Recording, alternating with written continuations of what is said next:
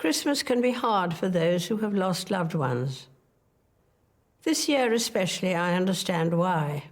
In her first Christmas Day address since the death of her husband, Queen Elizabeth spoke of the difficulty of spending the holiday season without loved ones, as she sat next to a photograph of her and Prince Philip arm in arm. We felt his presence as we, like millions around the world, readied ourselves for Christmas.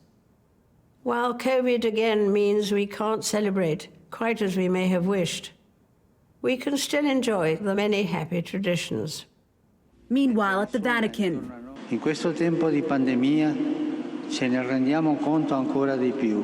In his traditional Christmas morning message from Rome, Pope Francis prayed for peace, reflected on a year of tragedies, called to help those in need, and in the midst of the continued pandemic, healthcare for all and vaccines for all.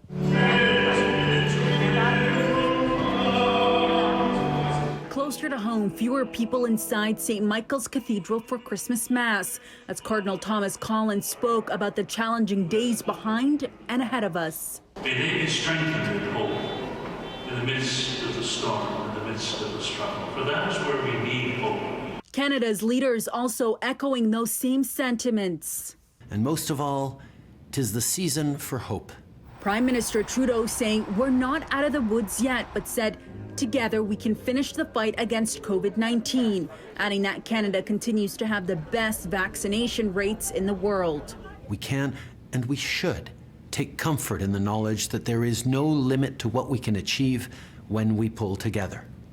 So this season, and as we come into a new year, let's keep showing up for one another.